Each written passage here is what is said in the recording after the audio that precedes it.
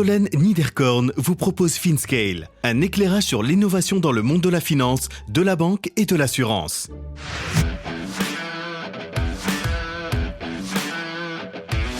Automatiser et rationaliser les paiements.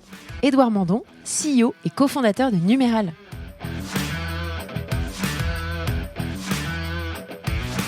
Ce sont des milliers ou des dizaines de milliers de virements chaque jour qui doivent être reçus, réconciliés, rapprochés du compte du client. Et derrière Spendesk et derrière toutes les fintechs, notamment les fintechs régulées, il y a une ou plusieurs banques qui tiennent leur compte de règlement, de cantonnement, qui leur donnent accès au réseau de paiement. Donc les fintechs sont connectés à leurs banques partenaires avec des intégrations directes, sont connectés au serveur des banques pour échanger des fichiers de paiement, de relevés d'opérations, de relevés de comptes. Et c'est cette partie, on y reviendra, qu'on vient simplifier chez Numéral. Après de belles expériences en start-up et scale-up, Édouard s'est décidé à entreprendre. Cofondé avec Logic Founders, Numéral permet aux entreprises d'envoyer, de recevoir et de rapprocher les paiements via leur banque avec une API et un dashboard unique. C'est une discussion technique, mais totalement accessible et passionnante. Comme j'aime bien comprendre tout en détail, j'ai demandé à Édouard de nous décrire les use cases Spendesk et Swile pour comprendre ce qui a été déployé, mais aussi pour percevoir leur proposition de valeur et leur unique selling proposition. Nous abordons de nombreux sujets, l'apport de Logic Founders, le projet d'intégration des nouveaux clients, la productisation des intégrations bancaires, la maintenance, le Conseil européen des paiements, le modèle d'affaires, bref, c'est très riche. Cette discussion en profondeur nous amène également à parler des choix de fintech qui quittent leurs fournisseurs de banking as a service, ainsi que ses conséquences. Enfin, nous parlons d'évangélisation du marché, de stratégie de développement et de la construction d'un écosystème. Bonne écoute à tous. Bonjour à tous, bonjour Édouard. Bonjour Solène. Hyper heureuse de te revoir un an après mon passage chez eFounders. Je ne sais pas si tu te souviens. Je me souviens très bien. Où on avait papoté, on avait parlé de Numéral et de tout ce que vous étiez en train de mettre en place. Et donc voilà, nous sommes un an après, on va faire le point. Avant qu'on attaque, est-ce que tu pourrais, s'il te plaît, te présenter à l'audience ? Bien sûr, donc je suis Édouard, je suis le cofondateur et CEO de Numéral, que j'ai cofondé donc avec eFounders et plus particulièrement avec Logic Founders, qui est leur nouveau studio fintech lancé avec Camille Tian et un troisième associé, Hichem Malmi, en juillet 2021. Et avant de fonder Numéral, j'ai notamment travaillé chez IBAN First, une fintech B2B, plateforme de paiement internationaux pour les entreprises, où j'ai été VP Product. Et dans une vie précédente, je fais partie de l'équipe qui a lancé Jumia, donc la filiale africaine de Rocket Internet. Ah, excellent! Au Maroc. Je savais pas ça. En Égypte. Et qui l'a développé dans un certain nombre d'autres pays, notamment au Nigeria. Et tu vivais là-bas? Et donc j'ai habité au Maroc et en Égypte pendant une grosse année. Et ensuite, de retour à Paris, mais beaucoup de voyages. D'accord, parfait. Donc toujours finalement en start-up, scale-up? Toujours en start-up, petite, moyenne et très grosse. Ouais. Jumia, c'était 5000 personnes. Ouais. Donc, c'est gros. Donc, tu as été mordu par l'entrepreneuriat finalement dès le départ. Exactement. Ok, écoute, merci beaucoup pour ton temps. Je vais te demander d'être assez didactique avec nous, puisqu'on va rentrer dans les paiements. Les paiements, ça peut vite être compliqué. Et vous avez un business qui est encore plus compliqué, puisqu'on parle d'automatisation et du souci d'automatisation des paiements.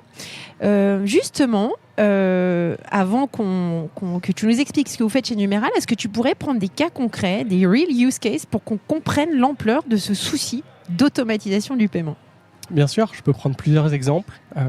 Le premier, je peux prendre une solution de gestion de dépenses d'entreprise comme Spendesk. Spendesk a des clients pour lesquels ils ouvrent des comptes, pour lesquels ils émettent des cartes qui vont leur permettre de payer des abonnements SaaS, des déplacements, des dépenses diverses et variées. Et la première étape de l'usage de Spendesk, c'est de créditer son compte. Spendesk pour pouvoir ensuite créditer ses cartes et faire des paiements par carte. Et donc Spendesk reçoit... Son compte chez qui? Chez quoi? Chez Spendesk. Oui, mais le compte bancaire de Spendesk, c'est ça? Le compte de paiement ouvert par Spendesk au nom du client est tenu dans les livres de Spendesk. D'accord. Et donc ce crédit de compte, c'est un virement. Et à l'échelle de tous les clients, ce sont des milliers ou des dizaines de milliers de virements chaque jour qui doivent être reçus, réconciliés, rapprochés du compte du client. Et derrière Spendesk et derrière toutes les fintechs, notamment les fintechs régulées, il y a une ou plusieurs banques qui tiennent leur compte de règlement, de cantonnement, qui leur donnent accès au réseau de paiement. Donc les fintechs sont connectés à leurs banques partenaires avec des intégrations directes, sont connectés au serveur des banques pour échanger des fichiers de paiement, de relevés d'opérations, de relevés de comptes. Et c'est cette partie, on y reviendra, qu'on vient simplifier chez Numeral. Mais c'est quoi les frictions qui s'opèrent pour eux, concrètement ? Les frictions, d'abord, il y a des frictions d'ordre technologique, développer des intégrations bancaires pour pouvoir automatiser l'intégralité des flux. Donc, ça implique de se connecter à un serveur, de gérer des fichiers de paiement, de relevés d'opérations, de relevés de comptes. C'est très loin de ce à quoi on peut s'attendre en 2022 d'un point de vue intégration, d'un point de vue technologie. C'est très rarement des API, par exemple. Donc, c'est des technos qui sont plus complexes à utiliser. Et ensuite, il y a toujours cette couche que tu ne peux pas tout à fait automatiser parce que c'est des exceptions, parce que c'est des cas qui n'arrivent pas suffisamment souvent pour que tu fasses l'investissement produit et technologie nécessaire. Et donc, il y a des opérateurs qui vont gérer à la main des exceptions. Chez Spendesk, Swile et compagnie. Swile et toutes les grosses fintechs. Ce qui n'est pas un problème quand tu es petit, quand tu fais des dizaines ou des centaines de milliers de paiements par an. Mais à l'échelle, quand tu passes le million de paiements par an et que tu atteins, pour certains, des dizaines de millions de paiements par an, ça casse. D'accord. Et quand tu dis que tout se fait à la main, on imagine quand même qu'il y a un petit peu d'automatisation, mais développé en interne par ces boîtes pour essayer de se simplifier la tâche, il y a beaucoup de risques d'erreur aussi, j'imagine. Bien pour sûr. Eux, Bien sûr, qui dit manuel dit risque d'erreur, risque de fraude et inefficience opérationnelle. D'accord. Si tu prends quelques exemples de banques corporate qui servent ce genre d'entreprise, quand ces acteurs de la fintech travaillent avec ces banques-là, quand il s'agit d'intégration, comment est-ce qu'ils sont accompagnés et généralement, moi j'imagine, je me mets à leur place, à mon avis, ils ont souvent des surprises quand ils s'intègrent. Quel est le chantier quand tu commences à t'intégrer à une banque ? À quoi ça ressemble ? Parce que tu disais, il y a des fichiers à récupérer, c'est des SFTP, ce genre de choses, j'imagine.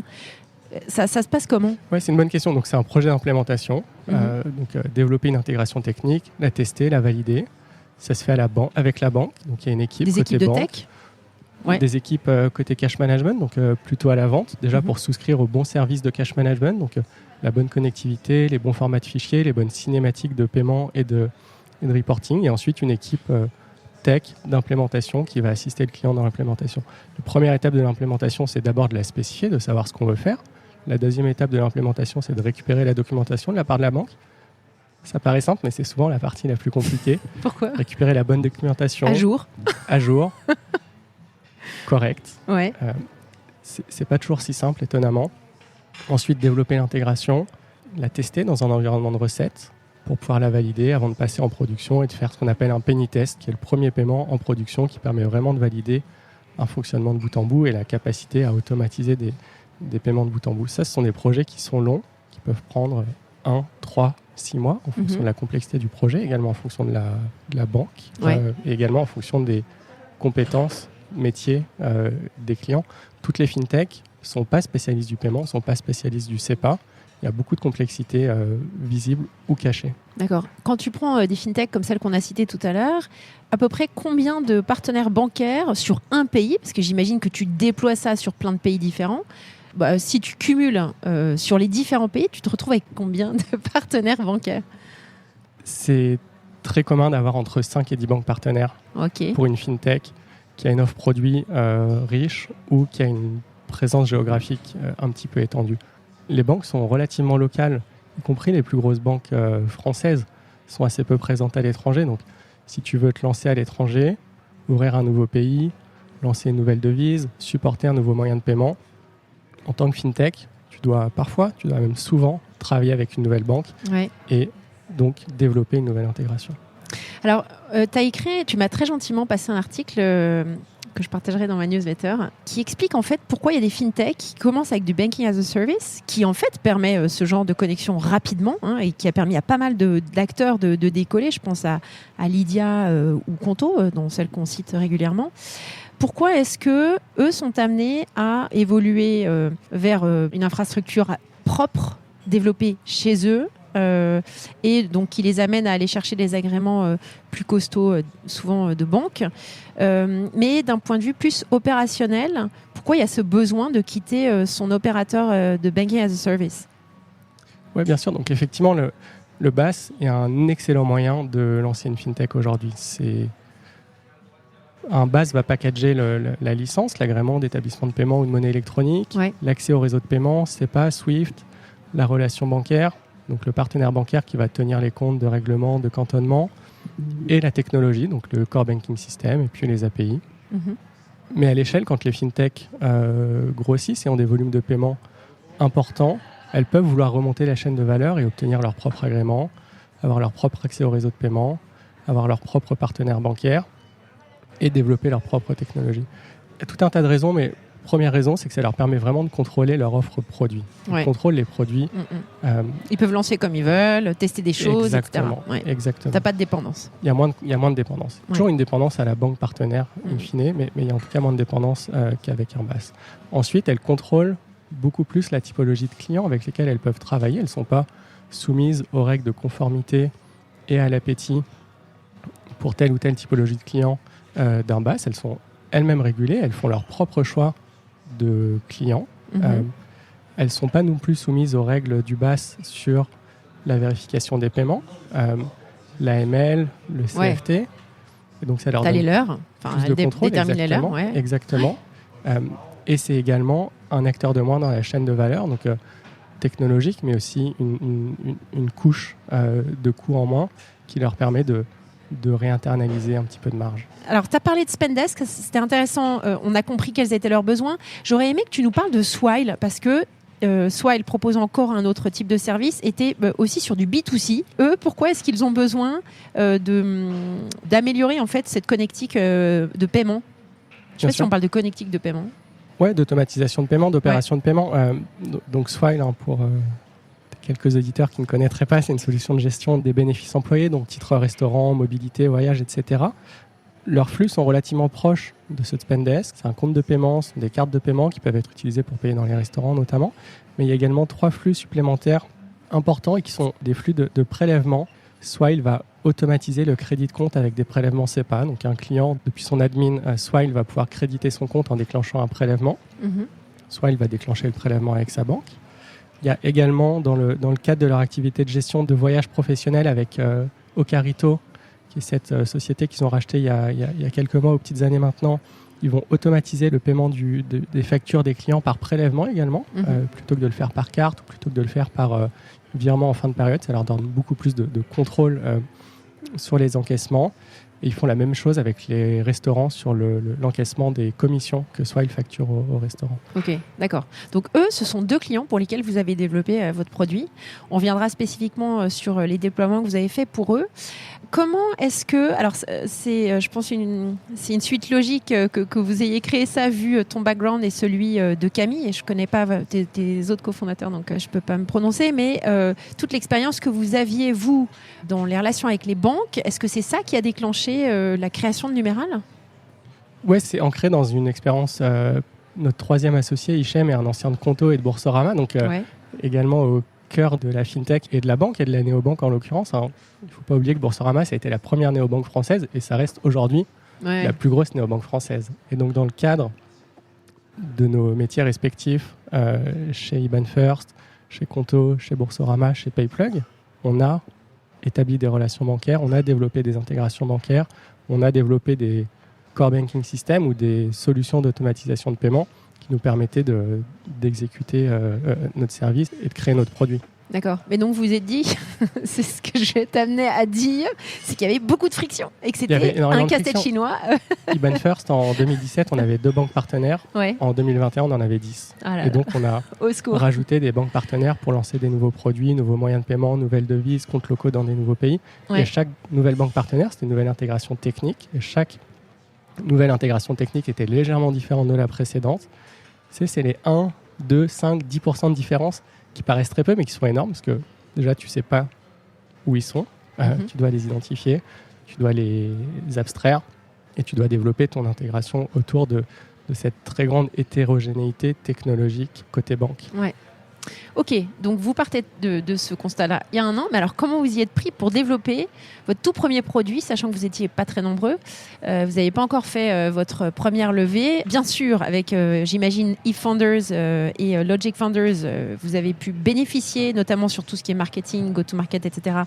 Et peut-être aussi tech. Mais comment, vous êtes parti de quoi et avec quel partenaire pour simplifier tout ce process ? Bien sûr, on est d'abord parti de nos expériences personnelles, ensuite de nos observations de marché, notamment de notre analyse de la concurrence, et enfin d'énormément de discussions avec des fintechs, des prospects potentiels ou non. Et on a notamment travaillé très tôt avec Spendesk et Swile comme design partner, avec qui on a conçu la solution. Une solution qui n'est pas conçue pour eux, mais une solution qui est conçue avec eux, qui répond à leurs besoins, mais qui répond aussi aux besoins de beaucoup d'autres fintechs. Donc ça, on l'a fait dès mai-juin 2021, avant même d'ailleurs de véritablement créer Numéral en juillet 2021. Ouais. On a signé Spendesk et Swile en octobre et en novembre. Et depuis, on a été très occupés à... Mais alors, vous avez déployé l'existant, comment vous avez fait, parce que c'est de la transfo finalement, c'est-à-dire que c'est pas aussi facile de unplugger l'existant et de plugger chez vous. Ouais. Plugger chez vous, ça doit être très facile, mais unplugger l'existant, comment vous avez fait ce shift ? Ouais, donc il y a un petit peu trois parties dans ces projets. La première partie, c'est Numéral qui développe les intégrations aux banques de nos clients. Donc en l'occurrence deux banques distinctes dans le cas de Spendesk et Swile qu'on ne peut pas citer. Numéral qui développe la plateforme d'automatisation de paiement et notamment l'API qui va être intégrée par nos clients. Et troisième et dernière étape, le client qui intègre l'API Numéral pour se connecter à sa banque et automatiser ses paiements via Numéral. Donc le projet de transformation, c'est vraiment, tu as raison, c'est un vrai projet de transformation. C'est un projet de transformation stratégique qui est mené par nos clients avec notre support évidemment. On a des product managers, on a une équipe d'implémentation qui va accompagner les clients dans ces projets. D'accord. Et concrètement, l'apport qui a été fait de Logic Founders, donc à part votre jus de cerveau, c'était quoi ? Logic Founders, ils nous ont permis d'aller très vite au début. Donc, aide au recrutement, aide sur le marketing, aide sur la com, aide sur la vente également, et aide sur la levée de fonds. Et donc ça a été un vrai accélérateur. Il ne se présente pas comme un accélérateur, c'est un startup studio, mais dans notre cas, ça a été un vrai accélérateur du développement de Numéral. D'accord. Et donc la proposition de valeur d'il y a un an, quand on s'est parlé maintenant, c'est la même ? Ou ça a changé ? De Numéral ou de Logic Founders ? Non, de Numéral. La proposition de valeur de Numéral n'a pas changé. Ouais. On l'a un petit peu recentré. Aujourd'hui, on est exclusivement concentré sur les fintechs. D'accord. On pense que Numéral peut à terme servir des boîtes tech et d'ailleurs non tech dans tout un tas d'industries. L'assurance, le voyage, l'intérim, le commerce. Ouais. Et c'est vraiment la vision. Mais aujourd'hui, on est concentré sur la fintech et continue à développer le produit avec ses clients fintech, dont le paiement est au cœur du produit, bien sûr. de la proposition de valeur, et qui continue aussi à être d'excellents design partners pour nous permettre de continuer à faire évoluer le produit. Donc l'équipe que vous avez constituée, maintenant, il y a déjà une vingtaine de personnes, c'est ça ? Il y a une trentaine de personnes. Trentaine de personnes, c'est fou ça. Une petite trentaine de personnes, encore très tournées produit et ingénierie. Donc on doit avoir 22, 24 product managers et ingénieurs, principalement des développeurs, mais aussi des DevOps et des ingés sécurité. Comme tu peux l'imaginer, ce qu'on fait est critique et sensible. On est connecté au compte de nos clients et on prend ça avec beaucoup de sérieux et de responsabilité. D'accord. Le déploiement que vous avez à ce jour, donc ça, ce sont pour ces deux clients, vous avez combien de banques intégrées actuellement ? On a connecté 7 banques à la plateforme, 7 banques françaises aujourd'hui. Ok. Et l'objectif, vous avez des objectifs à un an en termes de nombre pour couvrir un maximum le marché ? C'est un marché qui est très concentré en réalité. D'accord. Si tu prends la France, si tu prends les boîtes tech et a fortiori les fintech en France, elles vont travailler avec 3, 4, 5 banques maximum. Et donc ces 3, 4, 5 banques représentent déjà 80% du marché. Donc plutôt que de développer un nombre important d'intégrations, on se concentre sur le développement d'intégrations très profondes au SI des banques pour vraiment créer beaucoup de valeur avec une banque donnée et un client donné, plutôt que peu de valeur avec plus de banques et potentiellement plus de clients. Ok, alors si on prend l'exemple d'une boîte, d'une grosse scale-up qui a fait du build-up, qui a récupéré donc des partenaires bancaires externes avec lesquels vous n'avez absolument aucune relation, comment est-ce que ça va se passer pour gérer? Parce que tu parlais d'IBAN First et en effet, j'imagine bien avec les acquisitions que vous vous êtes retrouvés à cette époque-là avec beaucoup de partenaires bancaires en un coup, comment est-ce que vous allez adresser ces clients-là, scale-up? Ouais, donc nous, on a 2 approches sur le développement des intégrations bancaires. La première, c'est qu'on a des convictions fortes sur les banques qu'on veut connecter à la plateforme parce qu'on sait que ce sont les banques qui nous ouvrent un marché, donc un marché géographique, une industrie, une typologie de clients. Et on travaille aussi avec nos clients existants et d'ailleurs nos prospects pour intégrer leur banque existante. Donc on est une équipe qui est dédiée au développement, à la maintenance et à l'évolution de nos intégrations bancaires. Et on a créé une méthode et on a productisé le développement des intégrations bancaires pour que ce soit un process qui est simple, qui est répétable et qui est contrôlé. Ouais. Et comment tu parviens, alors je rentre vraiment dans le détail, je suis désolée pour l'audience, mais qui a l'habitude, comment est-ce que, je me rends pas compte à quel point c'est compliqué, parce que donc pour PSD2, à quel point c'est compliqué pour vous de maintenir cette API à jour avec les différents partenaires sans que ça devienne une usine à gaz? C'est un gros travail. C'est un challenge, quoi. C'est un vrai challenge et c'est un vrai travail de conception du produit et de l'architecture, donc, qui est fait par les product managers et par nos software engineers qui réfléchissent, qui prennent très concrètement des spécifications de l'EPC, donc European Payment Council, qui spécifie le SEPA par exemple, qui prennent des documentations de banque, qui prennent des fichiers. Ils passent leur journée dans des éditeurs de code à regarder des fichiers de paiement, ça s'appelle des fichiers ISO 20022, des XML avec des balises. Ils les connaissent par cœur et ils réfléchissent en abstraction. Quelles sont les bonnes abstractions pour encapsuler la complexité, pour garder de l'évolutivité dans le produit. Il y a ce qu'on appelle des rulebooks, donc de nouveaux livres de règles publiés par l'EPC tous les ans. Qui spécifie les changements apportés à la norme, notamment apportés aux cinématiques de paiement et aux fichiers de paiement. Donc, on les étudie et on développe autour de ça ces changements dans le produit. Ok, alors très intéressant. Je pense que tout le monde a bien compris le pain point et puis la façon dont vous y prenez actuellement pour développer avec vos clients. Après, c'est intéressant de savoir parce qu'on sait très bien quelle est la nature de la relation des établissements ou des sociétés en général avec leurs banques et tu tisses ces liens. C'est des liens qui sont très très forts et quand tu crées ta fintech, que ce soit d'ailleurs avec un banking as a service provider ou une banque partenaire, tu es quand même sur des relations assez intimes, je dirais, où tu as quand même sué pas mal pour mettre en place ces intégrations. Donc, c'est quoi votre stratégie de go-to-market ?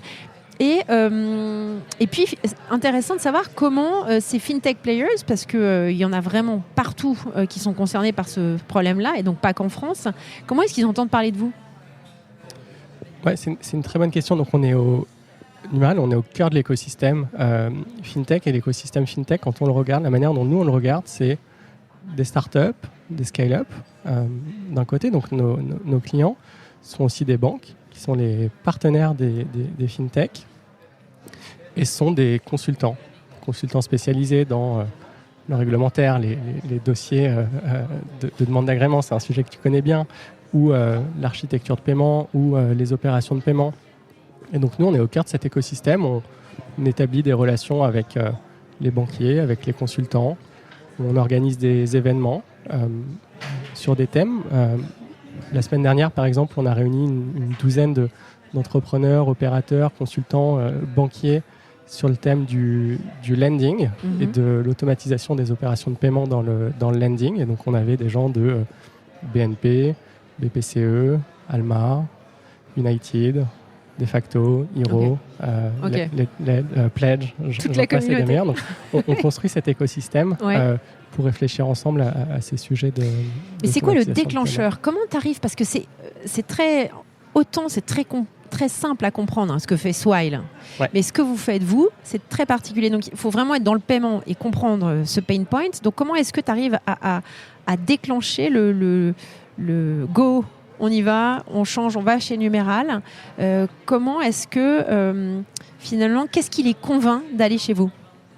j'imagine les CFO, c'est plutôt les CFO qui gèrent ça, tout ce qui concerne la réconciliation. On dit beaucoup que l'infrastructure de paiement n'est pas vendue, elle est achetée. Ça veut dire qu'on n'a pas une démarche commerciale active, proactive. On est plutôt dans une logique d'évangélisation, d'éducation du marché et s'assurer que le jour où la FinTech a un projet, elle pense à Numéral, elle connaît Numéral, elle connaît le produit, elle connaît la proposition de valeur et elle sait que c'est mieux pour elle, pour plusieurs raisons sur lesquelles on pourra revenir, d'utiliser Numéral plutôt que d'utiliser une autre solution ou plutôt que de développer elle-même ses intégrations bancaires et sa solution d'automatisation de paiement. Alors c'est quoi votre unique selling proposition ? Ça va être la qualité de la technologie et ça va être l'expertise métier. D'accord, ok. Alors si on revient sur les intégrations, donc tu avais parlé de quelques... Donc malheureusement, tu ne peux pas nous citer les banques partenaires. Je serais du coup intéressée que tu parles des fonctionnalités qu'on peut déployer au travers de la plateforme.